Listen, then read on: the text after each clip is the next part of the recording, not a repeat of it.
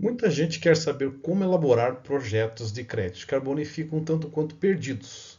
Mas nesse vídeo eu vou esclarecer de vez sobre quais são os aspectos técnicos e econômicos fundamentais em um projeto de crédito de carbono. Eu sou Carlos Sanqueta, professor e pesquisador, especialista em mercado e projetos de crédito de carbono, membro do IPCC, atua também nas conferências da ONU. Venho novamente aqui trazer conteúdos sobre o mercado de carbono, sobre os projetos de crédito de carbono e as perspectivas que ele nos oferece.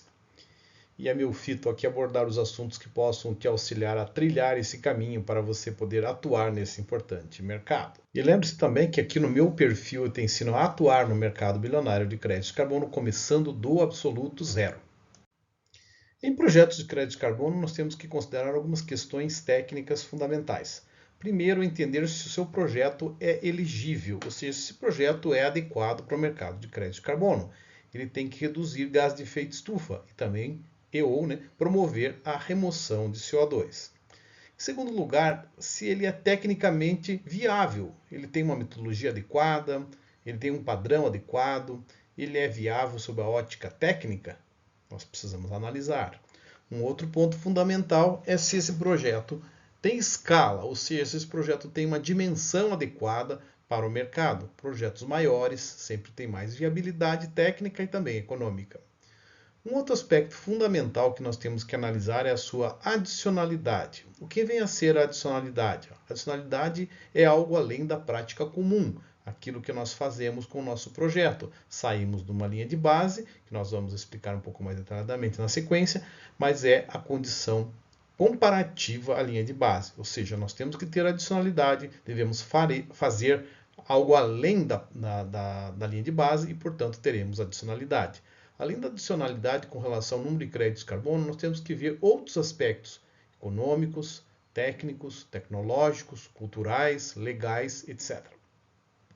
Afinal, qual é a linha de base? É a condição na ausência do projeto. Quais seriam as emissões ou remoções na ausência do projeto? Portanto, nós temos que projetar a linha de base e também a quantidade de créditos gerados com o nosso projeto a partir de um período chamado período de acreditação, que nós estendemos por 7, 10, 20, 30 anos. E a linha de base precisa ser traçada para mostrar qual seria o cenário que ocorreria, mais provável de ocorrer, na ausência do projeto. E a adicionalidade vai mostrar qual será o cenário com o projeto. Quantos créditos de carbono o nosso projeto gera? É algo muito importante.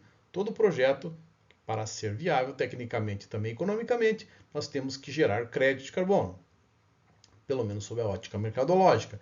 Nesse aspecto, quanto mais créditos ele gerar, melhor será.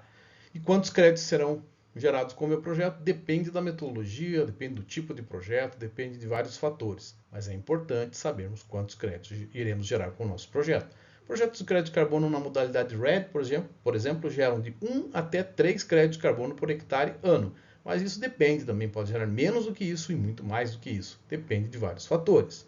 Projetos no agro, por exemplo, pode gerar menos de 1 até mais de 2 créditos de carbono por hectare ano. E assim por diante. E também temos que analisar sob a ótica técnica se este projeto gera outros impactos, positivos e negativos, sociais, ambientais, entre outros.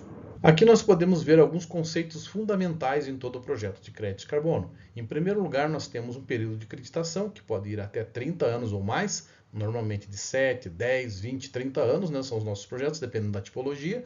Projetos de energia, resíduos industriais, de 7, com 2 possíveis renovações, ou 10 anos sem renovações. E quando que eu renovo ou não renovo, depende de alguns fatores. Toda vez que eu renovo um projeto, eu tenho que recalcular a linha de base. Pois bem, digamos que sejam 30 anos aqui. E no Y nós temos as quantidades em toneladas de CO2 equivalente. Ou seja, com o meu projeto, quantos créditos eu vou gerar?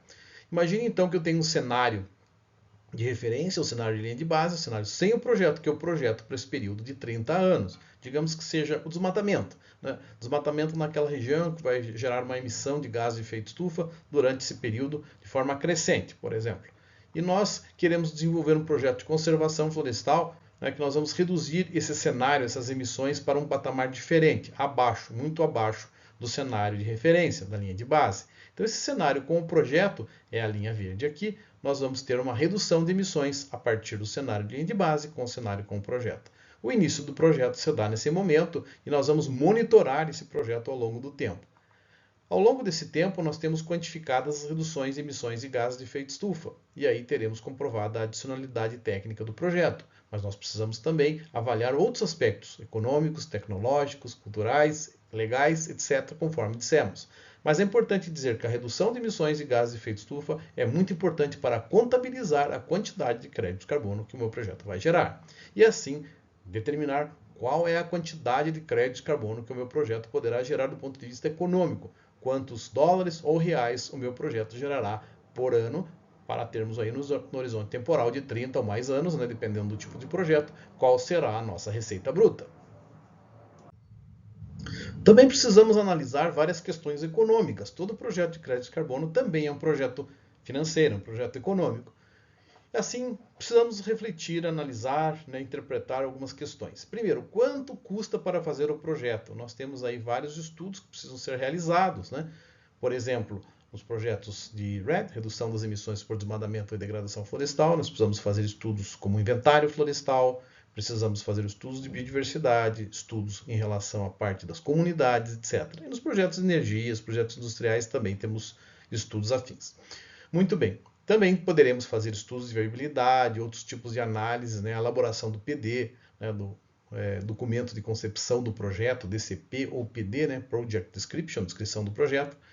E nós precisamos quantificar todos esses custos, quais serão os investimentos e as despesas correntes. Além disso, nós precisamos saber qual é o preço do crédito de carbono. O preço do crédito de carbono varia entre 1 até 100 toneladas, com uma média aí enviesada para 10, podendo ser 8, podendo ser 7, 5 e assim por diante. Então precisamos conhecer um pouco mais da tipologia do projeto, da vintage, a safra de geração do crédito de carbono e também qual é o preço correspondente atualmente no mercado.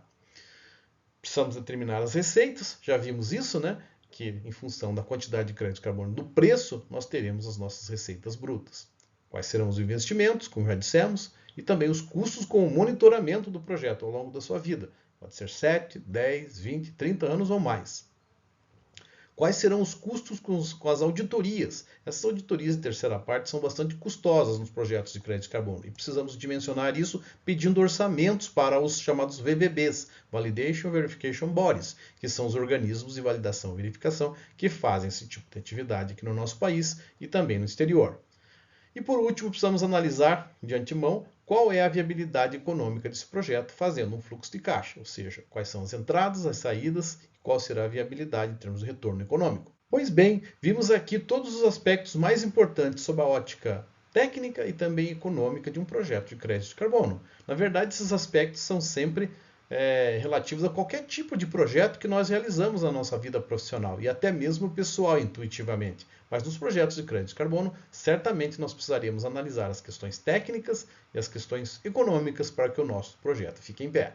Curtiu esse vídeo? Então deixe aqui o seu like e compartilhe também com seus colegas e amigos.